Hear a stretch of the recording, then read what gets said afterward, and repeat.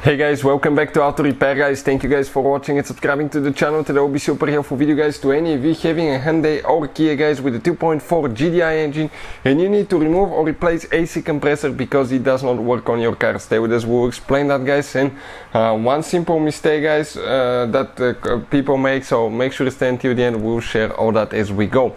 Before we start, let me just tell you a little bit about us. Every single car we get at the garage, we try to make at least 200 to 300 free repair videos. Why we do that? Simply because our mission at the shop is to save you as much money as we can. All we need in return, please subscribe to the channel, like the video.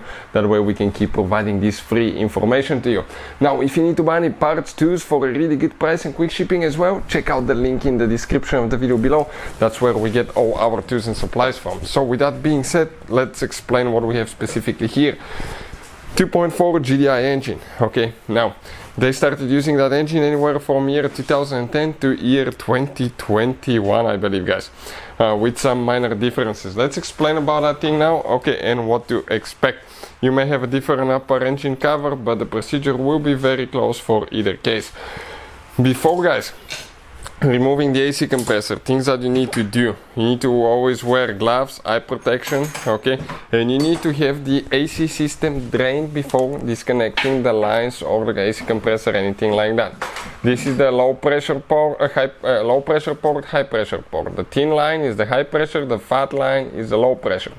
So you need to hook it to a vacuum machine, okay, and drain the coolant. Now, if you don't have that one, I'll put a link where you can get one from, but if you don't, you can always go to a shop and for a very small fee they will drain your refrigerant, okay, so that way you don't pollute the atmosphere, because if you just release the refrigerant, okay, from the AC in the atmosphere, there is a huge fine and you're practically killing the atmosphere guys, so don't do that.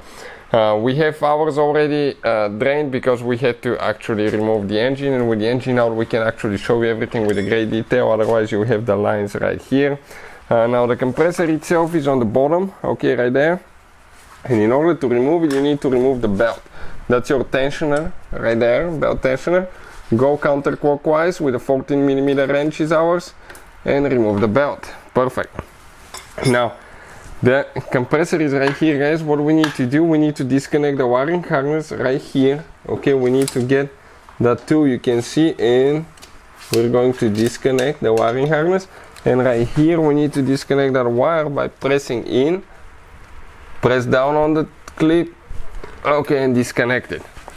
Now the only thing left now is the bolts and the AC lines that we need to disconnect. The AC lines, 10mm socket guys, 10mm socket. Okay, let me see if I can get a good view, and we are going to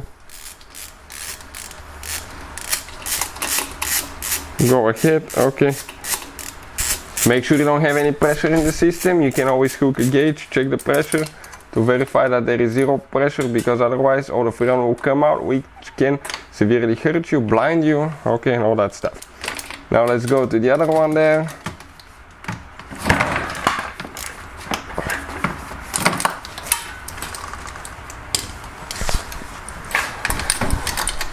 Okay, removing that second one now.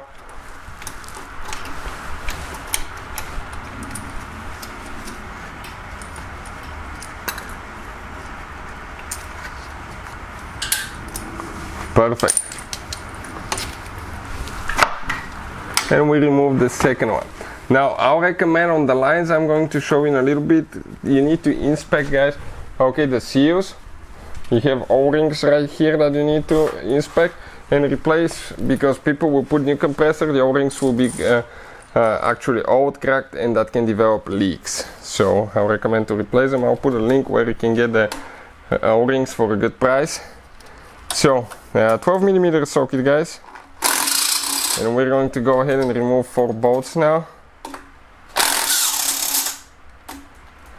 Now on the last one, hold the compressor because it's heavy, and if you're working underneath the vehicle it can drop on you and severely hurt you. So now compressor is about to come out, and it will come out from underneath the vehicle usually. It will be stuck because it has 2 guides that corrode. Okay, we're talking about this one here. Okay, and one on the engine block.